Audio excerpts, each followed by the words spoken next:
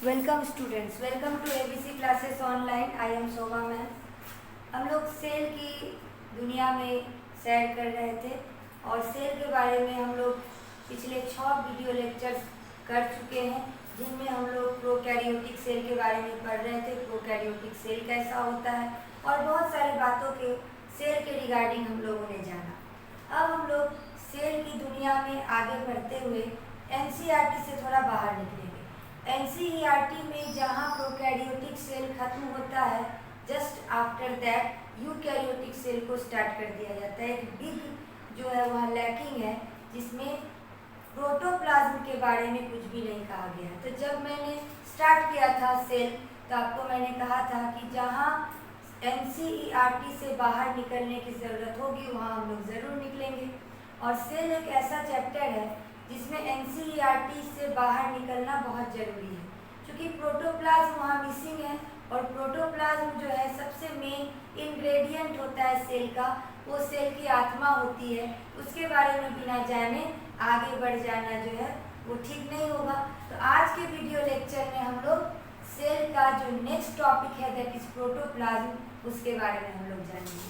तो सेल एक ऐसा इम्पॉर्टेंट स्ट्रक्चर है जो कि यूनिट ऑफ लाइफ है ये। तो इसके बारे में हम लोग कुछ लंबा चलने वाले हैं, लंबा जानने वाले हैं। तो इसी क्रम में आज हम लोग पढ़ेंगे प्रोटोप्लाज्म। ठीक है, तो प्रोटोप्लाज्म दो टर्म से मिलकर बना हुआ है, प्रोटो और प्लाज्म। प्रोटो का मतलब क्या हुआ, इनिशियल, और प्लाज्म का मतलब हो गया फ्लूइड। मतलब ऐसा फ्लूइड जो बिल्कुल प्रिमिटिव होगा, जो इनिशियल होगा। मतलब सेल में मिलने वाला सबसे प्रारंभिक, सबसे इनिशियल फ्लूइड जो होगा, दैट इज प्रोटोप्लाज्म। अब प्रोटोप्लाज्म को विभिन्न वैज्ञानिकों ने, विभिन्न साइंटिस्ट ने देखा और उनको अलग अलग नाम दिया। उन सभी के बारे में, उन सभी एविडेंसेस के बारे में एग्जाम में पूछा जाता है। तो इन हिस्ट्री को याद रखना जरूरी है। हो सकता है कि आपको उसके ईयर न याद रहे, ईयर से कुछ लेना देना नहीं है, आपको उसके साइंटिस्ट के नाम जरूर रखने होंगे या जरूर याद रखने होंगे। तो जब आप पढ़ते चले जाओगे तो ऑटोमेटिक है कि वो आपको रट्टा नहीं मारना होगा, वो याद आ जाएगा। जब आप ऑप्शंस देखोगे तो आपको रिकॉल हो जाएगा कि इस साइंटिस्ट के बारे में मैंने ऐसा पढ़ा था। ठीक है, तो सबसे पहले प्रोटोप्लाज्म को देखने वाले साइंटिस्ट, सबसे पहला श्रेय जिन्होंने प्रोटोप्लाज्म को देखा था वो जाता है कॉर्टी को, CORTI, कॉर्टी, इन द ईयर 1772। ठीक है, 1772 ईस्वी में कॉर्टी ने सबसे पहले प्रोटोप्लाज्म को देखा था, ऑब्जर्व किया था, बट उन्होंने इसका कोई नेमिंग नहीं किया था। उसके बाद सबसे पहले आए कॉर्टी। जब उन्होंने, कॉर्टी ने देख लिया, दुनिया को बताया कि मैंने सेल में कुछ फ्लूइड देखा, इनिशियल फ्लूइड को मैंने देखा, तो उसी क्रम में उसका चूंकि नामकरण नहीं हुआ था, नेमिंग नहीं हुआ था, तो डुजार्डिन सामने आए और डुजार्डिन ने इसका नाम रखा सारकोड। ठीक है, तो डुजार्डिन ने इसका नाम रखा सारकोड। तो एक एक करके सभी बातों को याद रखते चलना है। प्रोटोप्लाज्म को सबसे पहले देखा कॉर्टी ने, लेकिन उसने इसका कोई नाम नहीं दिया। ठीक है, नेक्स्ट आई डुजार्डिन। डुजार्डिन ने इसका नाम क्या रखा, सारकोड रखा। ठीक है, तो प्रोटोप्लाज्म को प्रोटोप्लाज्म किसने कहा, द टर्म प्रोटोप्लाज्म किसने दिया, जो बहुतों बार एग्जाम में पूछ चुका है। इसको आप लोग डबल टिक के साथ लिखेंगे कि the term protoplasm was proposed by J.E. पुरकिंजे। ठीक है, तो प्रोटोप्लाज्म टर्म देने का श्रेय, प्रोटोप्लाज्म टर्म को देने वाले, कंट्रीब्यूट करने वाले साइंटिस्ट थे J.E. पुरकिंजे। तो J.E. पुरकिंजे ने किसमें ये द्रव देखा, किसमें इस फ्लूइड को देखा, जो उन्होंने इसका नाम रखा प्रोटोप्लाज्म। तो उन्होंने इसको देखा था एम्ब्रायो के अंदर। तो ये भी क्वेश्चन आता है कि प्रोटोप्लाज्म टर्म जो पुरकिंजे ने दिया वो कहाँ से ओरिजिनेट हुआ। तो यहाँ ब्रैकेट में मैंने लिखा है for formative substance of embryo. Embryo जब बनता है, एम्ब्रायो क्या होता है आपको सबको पता है, स्पर्म और ओवम जब फ्यूज करते हैं ड्यूरिंग सेक्सुअल रिप्रोडक्शन, तो एक वन सेल्ड स्ट्रक्चर बनता है जिसको जाइगोट कहते हैं। जाइगोट में फर्दर डिवीजन होता है। ठीक है, फर्दर डिवीजन होने के बाद जो बनता है सेल, जो कि क्लीवेज होने के बाद जो बनता है, जब हार्ट बीट सुनाई देने लगती है, that is known as embryo. यही इम्ब्रायो आगे चलकर न्यूली बॉर्न बेबी को, एक बेबी को जो है वो जन्म देता है। ठीक है, तो इसी इम्ब्रायो के अंदर जो फ्लूइड दिखा पुरकिंजे को, तो उन्होंने इसका नाम रख दिया प्रोटोप्लाज्म, क्योंकि embryo is the initial phase of any life. ठीक है, और उसमें उसके अंदर उसको ये फ्लूइड दिखा, इसीलिए उन्होंने इसका नाम रखा protoplasm, that is initial fluid. तो हम लोग अच्छे से समझ गए कि टर्म प्रोटोप्लाज्म दिया था पुरकिंजे ने, कैसे दिया था, कहाँ देखा था, ये क्लियर हो गया। नेक्स्ट है कि हेंस्टेन एक वैज्ञानिक थे, उन्होंने प्रोटोप्लाज्म का नाम क्या दिया, प्रोटोप्लास्ट दिया। तो प्रोटोप्लास्ट टर्म जब भी यूज होगा तो वो प्लांट सेल के लिए यूज होगा। ठीक है, तो प्रोटोप्लाज्म जब हम बोलेंगे दैट मीन्स हम एनिमल सेल के बारे में बात कर रहे हैं। प्रोटोप्लास्ट जब हम बोलेंगे दैट मीन्स हम प्लांट सेल के बारे में बात कर रहे हैं। अब एक बहुत इम्पोर्टेंट जो फैक्ट है जिसके बारे में आपको जानना है, जो कि किताब में तो आपको नहीं मिलेगा, ये फैक्ट आपको समझना है। जैसे आप लोग जानते हो कि प्लांट सेल कैसा होता है, मैं यहाँ रफली बनाती हूँ। जैसे मान लीजिए ये प्लांट सेल है, ठीक है, तो प्लांट सेल के अंदर एक बिग वैक्यूल होता है ना, और इसके जो स्ट्रक्चर, सेल स्ट्रक्चर होते हैं, सेल जितने भी सेल में पाए जाने वाले, और जैसे गोल्गी हुआ, जैसे माइटोकॉन्ड्रिया हुआ, ठीक है, तो गोल्गी क्या प्लांट सेल में पाया जाता है, यस और नो? ठीक है, ये आप कमेंट बॉक्स में मुझे बताएंगे। तो मैं अभी जो बात कर रही थी उसके बारे में पहले बात करें कि हम लोग सभी 9th क्लास से पढ़ते आए हैं difference between plant cell and animal cell.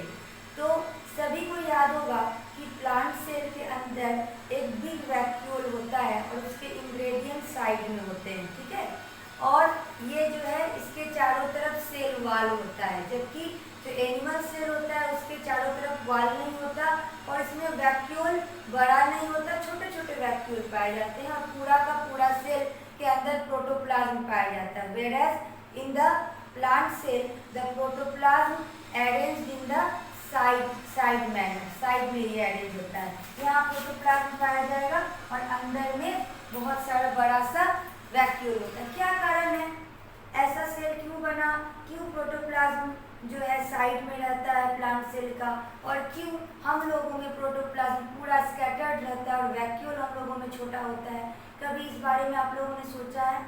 कुछ तो बात होगी, हर एक के पीछे, हर एक स्ट्रक्चर के पीछे, हर एक बायोलॉजी में जो भी स्ट्रक्चर है उसके पीछे कोई ना कोई राज, कोई ना कोई बात जरूर होती है। तो ऊपर वाला जितना बड़ा साइंटिस्ट है वो कुछ सोच कर ही इस तरीके के दोनों सेल को अलग अलग उन्होंने बनाया है। तो चूँकि जितनी भी मेटाबॉलिक एक्टिविटीज़ होती हैं वो कहाँ होती हैं, वो प्रोटोप्लाज्म के अंदर होती हैं। तो मेटाबॉलिक एक्टिविटीज़ जब होगी किसी भी सेल में, उसमें ज़्यादा से ज़्यादा एनर्जी की ज़रूरत होगी। जैसे कि जितना आप ज़्यादा काम करोगे, जितना ज़्यादा लेबर करोगे, उतना ज़्यादा आपको क्या होगा, एनर्जी इन्वेस्ट होगी, और एनर्जी जितनी इन्वेस्ट होगी उस एनर्जी को के इन्वेस्टमेंट में जो खर्च होता है एटीपी, उसको गेन करने के लिए उतना ज़्यादा खाना आपको चाहिए, चाहिए कि नहीं? Just like that plant cell में, प्लांट सेल जो है वो प्रोड्यूसर होता है, वो पूरी दुनिया के लिए खाना बनाता है। अगर प्लांट सेल के अंदर भी छोटे छोटे वैक्यूल होते और पूरा का पूरा सेल के अंदर अगर भरा रहता प्रोटोप्लाज्म, तो उतनी ज़्यादा मेटाबॉलिक एक्टिविटीज़ होती, और जितना मेटाबॉलिक एक्टिविटीज़ प्लांट सेल में होता तो प्लांट सेल को भी उतना ज़्यादा क्या होता, एनर्जी नीड होती। तो जितना ज़्यादा खाना वो बनाता उतना वो खुद में ही खर्च कर देता, तो हमारे लिए, पृथ्वी के लिए कुछ बचता ही नहीं। इसीलिए ऊपर वाले ने क्या किया, एक लार्ज वैक्यूल इसके अंदर दिया और प्रोटोप्लाज्म को साइड से अरेंज किया, ताकि साइड से जो है मेटाबॉलिक एक्टिविटी थोड़ी थोड़ी हो और ज़्यादा मात्रा में फूड जो स्टोर हो, ताकि वो दुनिया के द्वारा कंज्यूम हो सके। ठीक है, और हम लोगों में क्या होता है, हम लोगों में वैक्यूल छोटे छोटे होते हैं और प्रोटोप्लाज्म जो है वो लार्ज अमाउंट में स्कैटर्ड होता है। तो कितनी अच्छी बात आपको समझ में आई, कहानी समझ में आई, क्यों लार्ज वैक्यूल होता है प्लांट सेल में और हम लोगों में छोटा होता है, और क्यों प्रोटोप्लाज्म साइड में अरेंज होता है। ये क्लियर हो गया, ठीक है। तो हेम्स्टेड में जो है वो प्रोटोप्लाज्म को प्रोटोप्लास्ट टर्म दिया था। नेक्स्ट आए ह्यूगो वॉन मॉल, ठीक है। ह्यूगो वॉन मॉल ने क्या कहा, इम्पोर्टेंस ऑफ प्रोटोप्लाज्म को बताया कि ठीक है, आप लोग तो बोल रहे हो कि इनिशियल फ्लूइड होता है, इसमें मेटाबॉलिक एक्टिविटीज होती है, और क्या इम्पोर्टेंस इसका होता है। तो इन्होंने बल देकर कहा, ठीक है, कि cell division and applied protoplasm term for the living content of the plant cell. इन्होंने कहा कि जो सेल डिवीजन होता है, जब तक सेल डिवीजन नहीं होगा नए सेल नहीं बनेंगे। जो सेल मर जाते हैं वो फिर से बनते हैं बाय द सेल डिवीजन। तो वो जो सेल डिवीजन हो रहा है, जो कि हमारे जीवन को कंटिन्यू करने के लिए, लाइफ के कंटिन्यूएशन के लिए सबसे ज़्यादा जरूरी है, उस continuation of life, that is the function of cell division also take place in the protoplasm। इसको बताने वाले कौन थे, ह्यूगो वॉन मॉल। और साथ ही इसको बताने के साथ ही उन्होंने ये भी कहा कि जो लिविंग कंटेंट प्लांट सेल के अंदर पाया जाता है वो कौन होता है, वो क्या होता है, वो प्रोटोप्लाज्म होता है। इस बात को आपको याद रखना होगा कि जितने भी सेल हैं, चाहे वो एल्गी के सेल हो, चाहे वो फंगी के सेल हो, चाहे वो बैक्टीरिया का सेल हो, चाहे वो हायर ऑर्गेनिज्म का सेल हो, जिस भी सेल की हम बात करें उसमें अगर हम जीवित पदार्थ की लिविंग कंटेंट की बात जब भी करेंगे तो हमेशा किसकी बात होगी, प्रोटोप्लाज्म की बात होगी, ठीक है। अब नेक्स्ट थे प्रोफेसर हक्सले। प्रोफेसर हक्सले ने कहा, बहुत इंपॉर्टेंट, इसको भी डबल टिक के साथ आप लोग लिखेंगे। प्रोफेसर हक्सले का कहना था कि प्रोटोप्लाज्म जो होता है वो फिजिकल बेसिस ऑफ लाइफ होता है, यानी कि जीवन के भौतिक जीवन का आधार, फिजिकल बेसिस ऑफ लाइफ। क्यों इसको फिजिकल बेसिस ऑफ लाइफ मानेंगे, ठीक है। तो इतनी देर से जो चर्चा हो रही है कि जितनी भी मेटाबॉलिक एक्टिविटीज हैं, जितनी भी टूटने और बनने वाली क्रियाएं हमारे बॉडी में हैं, वो टोटल कहाँ हो रही हैं, प्रोटोप्लाज्म के अंदर हो रही हैं। So it is known as physical basis of life. तो physical basis of life protoplasm को बताने वाले साइंटिस्ट कौन थे, वो थे प्रोफेसर हक्सले, ठीक है। अब नेक्स्ट है कि प्रोटोप्लाज्म को हम लोग मटेरियल बेसिस ऑफ लाइफ भी कर सकते हैं। Protoplasm can define the material basis of life, क्योंकि सारी क्रियाएं, ठीक है, हमारे जीवन में को जीने के लिए, हमारे जीवन की कंटिन्यूटी के लिए, हमारे जीवन के कंटिन्यूएशन के लिए जो भी क्रियाएं जरूरी हैं, जो भी फंक्शन जरूरी हैं, वो प्रोटोप्लाज्म के अंदर हो रही हैं। इसीलिए प्रोटोप्लाज्म को हम लोग मटेरियल बेसिस ऑफ लाइफ भी कर सकते हैं, ठीक है। अब है कि protoplasm refers to the substance of which the cell is made and includes all parts of the cell, ठीक है। तो प्रोटोप्लाज्म में वो सब्सटेंस होता है, ठीक है, जो कि किसी भी सेल को बनाने के लिए ज़रूरी होता है, और जितने भी पार्ट्स ऑफ द सेल हैं वो कहाँ पाए जाते हैं, प्रोटोप्लाज्म के अंदर पाए जाते हैं। तो जबकि चूँकि प्रोटोप्लाज्म ही वो चीज़ है, प्रोटोप्लाज्म ही वो जगह है जहाँ टोटल सेलुलर एक्टिविटीज़ हो रही हैं, तो हम प्रोटोप्लाज्म को क्या कर सकते हैं, प्रोटोप्लाज्म को हम वर्कशॉप कर सकते हैं। तो the protoplasm is the workshop where all the metabolic activities are arrive on and it is truly alive, ठीक है। और यही एकमात्र वो चीज है, यही एकमात्र वो द्रव्य है, यही एकमात्र वो लिक्विड है जिसको हम लोग जिंदा कर सकते हैं, ठीक है। तो अगर आपको कोई पूछे कि जैसे कि हम लोग कहते हैं कि कोई इंसान मर गया, तो हिंदुओं में कहा जाता है कि, हिंदू या किसी भी धर्म में कहा जाता है कि अगर इंसान मर गया दैट मीन्स क्या हुआ, उसकी आत्मा उसके शरीर से निकल गई। जब आत्मा शरीर से निकल जाती है तो हम लोग उसको मृत समझते हैं, डेड समझते हैं। तो डेड कोई भी इंसान कब होता है, जब उसकी आत्मा निकल जाती है। तो ये तो कहानी, ये तो जनरल बोलचाल की भाषा है। तो अगर एक बायोलॉजी के स्टूडेंट के नाते आपको पूछा जाए कि विच इज़ द आत्मा of our body, what is the आत्मा ऑफ आवर बॉडी, और अगर कोई पूछे कि आपके बॉडी में आपने इतने पार्ट्स पढ़े बायोलॉजी में, बताओ आत्मा कहाँ होता है, तो आप क्या बताओगे, तो अगर आपके पास जरा भी सेंस ऑफ ह्यूमर होगा तो इतनी देर से हम लोग बातें कर रहे हैं कि जितनी भी एक्टिविटीज़ हैं वो कहाँ हो रही हैं, वो प्रोटोप्लाज्म के अंदर हो रही हैं। तो ऑब्वियसली प्रोटोप्लाज्म इज द आत्मा ऑफ आवर बॉडी। तो जब ये प्रोटोप्लाज्म सूख जाता है सेल के अंदर तो इंसान मर जाता है। ठीक है, तो हमारी आत्मा क्या हो गई, आत्मा इज प्रोटोप्लाज्म। तो अगर हम आत्मा के ही बारे में ना पढ़कर आगे बढ़ जाते तो क्या होता, सेल पढ़ना या जो भी हम लोग आगे पढ़ेंगे सब बेकार हो जाता। तो हम प्रोटोप्लाज्म को आत्मा कहते हैं क्योंकि जितने भी एक्टिविटीज़ होते हैं वो टोटल कहाँ होते हैं, प्रोटोप्लाज्म के अंदर होते हैं। जब प्रोटोप्लाज्म डाइट हो जाता है, प्रोटोप्लाज्म सूख जाता है तो किसी भी सेल की मौत हो जाती है और सेल की जब मौत होगी तो पूरी बॉडी की मौत हो जाती है। ठीक है, अब नेक्स्ट है कि प्रोटोप्लाज्म थ्योरी को किसने दिया था। तो प्रोटोप्लाज्म थ्योरी को देने वाले साइंटिस्ट थे मैक्स स्कूल्ज। ठीक है, प्रोटोप्लाज्म थ्योरी को देने वाले साइंटिस्ट थे मैक्स स्कूल्ज। ठीक है, अब एक टर्म आता है ड्यूटोप्लाज्म। ठीक है, एक टर्म आता है ड्यूटोप्लाज्म। ये ड्यूटोप्लाज्म क्या होता है इसको अच्छे से समझेंगे। तो अभी मैंने बताया कि जितनी भी all the metabolic activities take place in the protoplasm. तो जब मेटाबॉलिक एक्टिविटीज होती हैं तो उनमें क्या होता है, कुछ वेस्ट मटेरियल्स भी निकलते हैं, कुछ नॉन लिविंग थिंग्स भी निकलते हैं। तो वो क्या होता है, प्रोटोप्लाज्म के चारों ओर इकट्ठा हो जाते हैं।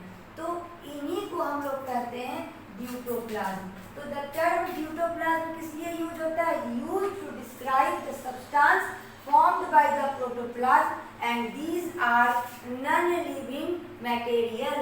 तो ये भी क्वेश्चन पूछ सकता है कि protoplasm is the living material, then which part of the protoplasm is non-living। तो the deutoplasm is always non-living material present in the protoplasm। ठीक है, अब प्रोटोप्लाज्म किस तरीके का सॉल्यूशन होता है, ये भी क्वेश्चन नीट में पूछा जाता है, आप इस पर भी डबल टिक लगाएंगे। तो protoplasm is polyphasic colloidal system, polyphasic colloidal system. अब यहाँ पर दो टर्म है, दोनों टर्म को आपको समझना होगा कि पॉलीफेजिक क्या होता है, कोलॉइडल क्या होता है। तो ये केमिस्ट्री का टर्म है, लेकिन जब हम लोग बायो पढ़ रहे हैं तो यहाँ इसको समझना जरूरी है कि पॉलीफेजिक इसको क्यों कहते हैं। तो देखो ये एक प्रोटोप्लाज्म हम बनाए हैं। ठीक है, तो प्रोटोप्लाज्म दो चीज से मिलकर बना होता है, दो भाग में ये बटा होता है। अंदर वाले को एंडोप्लाज्म कहते हैं और बाहर वाले को एक्टोप्लाज्म कहते हैं। तो यहाँ पर दो फेज आपको दिख रहे हैं। एंडोप्लाज्म को हम लोग साइटोसोल भी कह सकते हैं और एक्टोप्लाज्म को साइटोजेल भी कह सकते हैं। तो ये साइटोसोल और साइटोजेल दो फेज से मिलकर बना होता है, इसीलिए हम इसको पॉलीफेजिक कहते हैं। अब कोलॉइडल क्यों कहते हैं, कोलॉइड किसको कहते हैं हम लोग, तो जब वाटर में प्रोटीन को हम लोग मिलाते हैं तो क्या होता है, उस तरीके के सॉल्यूशन को हम लोग कोलॉइडल सॉल्यूशन कहते हैं। इसीलिए प्रोटोप्लाज्म को हम लोग कोलॉइडल सॉल्यूशन भी कहते हैं, क्योंकि प्रोटीन और वाटर का ये कॉम्बिनेशन होता है। ठीक है, तो protoplasm is a polyphasic colloidal system, समझ में आ गया। पॉलीफेजिक क्यों बोले, दो फेज से मिलकर बना होता है। कोलॉइड क्यों कहे, क्योंकि वाटर में प्रोटीन घुला हुआ रहता है। इसका पीएच क्या कितना होता है, इसका पीएच होता है 6.8, ये भी क्वेश्चन आता है। तो 6.8 मतलब slightly acidic in nature, slightly acidic. अगर 7 होता तो क्या हो जाता है, ये न्यूट्रल हो जाता, होता है ना। तो 6.8 है, इसीलिए स्लाइटली एसिडिक होता है। और पेरिफेरल पार्ट जो होता है उसको हम लोग कहते हैं एक्टोप्लाज्म और अंदर के सेंट्रल पार्ट को हम लोग कहते हैं एंडोप्लाज्म। तो ऑब्जेक्टिव में पूछता है नीट में कि the central part of the protoplasm is, option में रहेगा साइटोसोल, साइटोजेल। तो अंदर वाले पार्ट को हम लोग साइटोसोल कहेंगे और बाहर वाले पार्ट को हम लोग साइटोजेल कहेंगे। तो because of two phases cytosol and cytogel it is known as polyphasic solution। okay, अब the major components इनका इसका क्या होता है प्रोटोप्लाज्म का, तो मेजर कंपोनेंट्स इसका होता है वाटर एंड प्रोटीन। ठीक है, अब आपको कभी कभी पूछ देता है केमिकल कंपोजिशन ऑफ प्रोटोप्लाज्म। तो केमिकल कंपोजिशन ऑफ प्रोटोप्लाज्म अगर पूछेगा आप क्या लिखोगे, इसको लिख लो।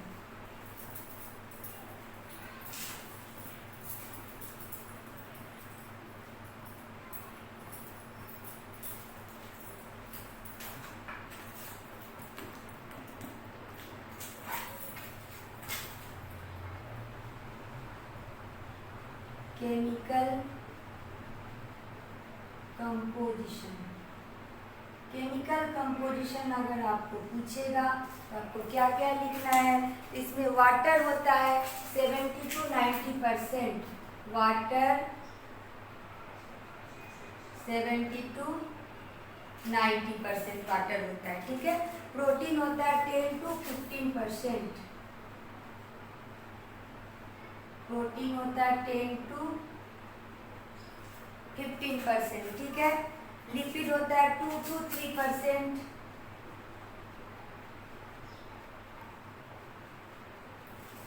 ओके। उसके बाद कार्बोहाइड्रेट होता है 1 to 3%,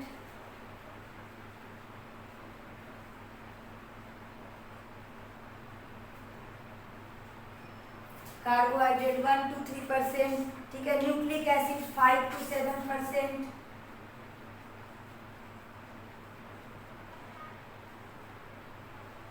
5 to 7%, and last one is inorganic material 1%, inorganic